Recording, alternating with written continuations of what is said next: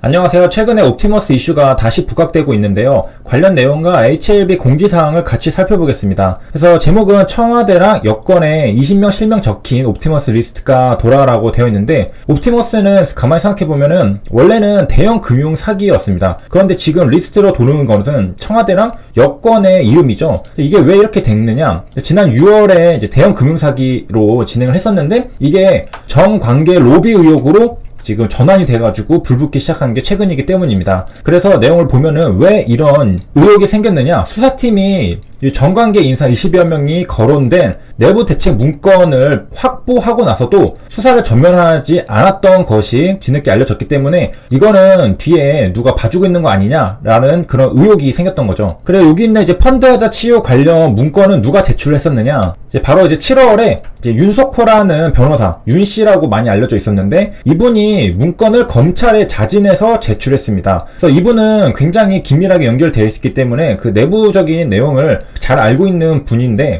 요 내부 대책 문건에는 청와대 여당 인사 전현직 고위공무원 20여 명이 거론되어 있었다고 합니다. 이거는 지금 정치권이나 법조계 일각에서 돌고 있다라고 하고요. 근데 이 당시에는 이제 실명은 거론되지 않았고, 이제 정부 및 여당 관계자들이 프로젝트 수익자로 참여돼 있다라고 적혀 있었다고 합니다. 그런데 이게 지금 발전해서 2010년 10월에는 20명의 실명이 이제 적힌 옵티머스 리스트가 돌고 있다라는 것입니다. 그래서 이제 요약을 하자면은, 옵티머스 수사는 대형 금융 사기에 관해서 지난 6월부터 이제 진행을 했었는데, 7월에 이제 사회이사인 윤석호 변호사가 펀드하자 치유 관련 제목의 문건을 검찰에 제출했습니다. 여기에서는 이제 펀드 수익자가 정부 및 여당 관계자들이라고 돼 있고, 실명은 거론되지 않았던 상태였는데, 요거를 이제 검찰이 받고 나서도 지금 수사가 전면화되지 않았던 것이 뒤늦게 알려졌습니다. 그렇기 때문에 이거는 진짜 정관계 로비 의혹이 있는 거 아니냐라고 이제 돌기 시작한 거고, 그 전에는 이제 실명이 아니었는데, 실명 거론되지 않았었는데, 이게 지금은 실명이 적혀가지고 옵티머스 리스트가 돌고 있다라고 합니다.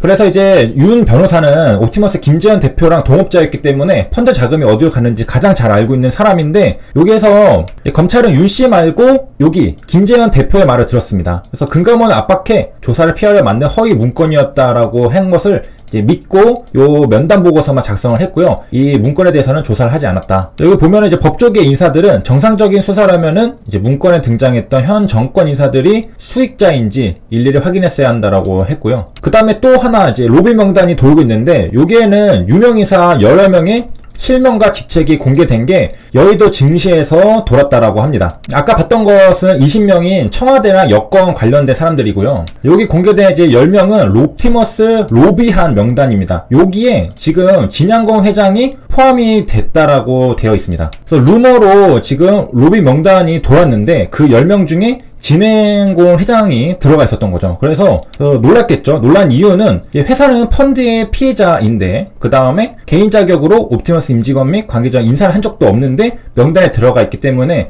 요 해명을 하기 위해서 HLB 공지사항으로 올렸습니다. 그래서 이 기사를 잠깐 보면은 옵티머스로 400억이 물렸는데 웬 로비냐 그러면서 연관성에 대해서 강력하게 부인을 했습니다. 그래서 HLB 공지사항을 보면은 옵티머스 펀드 관련하여 말씀드립니다 라고 나와 있습니다. 다들 이제 아시다시피 HLB는 지금 두 증권사를 상대로 소송을 제기를 한 상태이고요. 그 다음에 회사가 이제 400억 정도가 물렸잖아요. 그래서 만약에 금전적 손실이 발생한다면은 진양건 회장이 이제 사비를 털어가지고 책임을 지겠다라고 약속을 한 바 있습니다. 그러니까 이게 만약에 돈을 돌려받지 못한다 하더라도 진양건 회장이 사비를 털어가지고 그거를 이제 보전하겠다라고 저번에 밝힌 적이 있고요. 실제로 이제 공시에서도 그렇게 나왔었죠. 그래서 이제 로비를 한 게 아니고, HLB는 옵티머스 펀드의 피해자이다. 그리고 진양건 회장 스스로도 대표이사 자격으로, 개인 자격으로도 옵티머스 측 임직원 및 관계자들과 단 한 번의 미팅도 해본 적 없고 인사조차 나눠본 적이 없기에 그들이 누군지 모른다고 합니다. 그러니까 누군지를 알아야지 로비를 할 텐데, 누군지도 모르는데 로비를 했을 수가 없겠죠. 그래가지고 만약에 요런 이제 찌라시 같은 거 센삼이 유포하면은 이제 경찰청 사이버수사대에 고발하겠습니다 라고 했습니다. 그래서 현혹되는 일이 없으시길 바랍니다 라고 말을 했고요. 자, 그리고 이제 13일에 이제 애플에서 아이폰 12를 공개한다고 합니다. 그래서 5G 탑재 디자인을 바꾼, 그래서 모건 스탠리에서는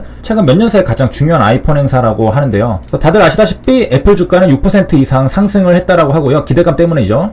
그래서 스페셜 이벤트 초대장을 보면은 초고속으로 만나요라고 적혀 있습니다. 그러다 보니까 이제 5G 관련주 모다이노 칩이 지금 상한가를 간 상태이고, 세라믹 수동 부품, 센서 모듈 등의 제조업체가 모다이노 칩입니다. 그래서 기사 마지막에 보면은 애플 아이폰 12 시리즈가 첫 5G 스마트폰을 공개할 예정입니다. 모다이 칩 같은 경우는 그 최대 주주가 대명화학이라는 이제 주식회사죠. 그런데 지분율이 굉장히 높게 가지고 있습니다. 대략 80%를 특수관계인이랑 합쳐가지고 가지고 있으니까 지금 유통되는 거를 생각해 본다면 20% 정도가 지금 돌아다니는 거고, 그래서 주식 총수가 지금 8천만 주이거든요. 발행 주식수, 유통 주식수, 자기 주식수가 없기 때문에 이거 그대로 이제 내려오는 거고요. 그리고 2019년 3월 27일에 무상증자를 했기 때문에 원래는 4천만 주였는데 요게 지금 4천만 주 또 추가돼가지고 8천만 주가 되어 있는 상태이고요. 여기 이제 최대 주주들도 다 적용이 돼 있어가지고 4천만 주보다 더 높게 나와 있죠. 그래서 8천만 주 중에 80%를 가지고 있다. 자, 그 다음에 이제 여기 대명화학의 최대 주주는 누구냐? 권오일이라는 분이 90%를 가지고 있으니까 사실상 모다이노 칩은 여기 있는 권오일이라는 분이 대부분 다 가지고 있다라고 볼 수가 있겠고요. 그리고 이제 사업의 내용으로 들어가서 보면은 이제 종속회사들이 굉장히 많이 있습니다. 의료 자파도 있고, 부동산도 있고, 금융투자, 그리고 이제 모다이 칩 같은 경우에는 아까 봤던 세라믹 수동 부품이 있는 것을 알 수가 있겠습니다. 그래서 이제 이 세라믹 수동 부품 산업은 스마트폰이랑 관련이 있는 산업이고요. 그리고 이제 회사에 들어가서 보면은 홈페이지에 전자 부문이랑 유통 부문으로 크게 나눠져 있는 걸 볼 수 있습니다. 전자 부문으로 가야 되겠죠. 그래서 제품이 이제 어떻게 생겼느냐를 보려면은 이제 요게 사업 부문 보면은 세라믹 수동 부품 산업이 있거든요. 여기 보면은 이렇게 그림이 나와 있습니다. 그래서 이렇게 생겼다는 것을 확인할 수 있고, 다시 이제 회사의 개요로 들어가서 보면요, 여기 아까 우리가 유통 부분이 있었잖아요.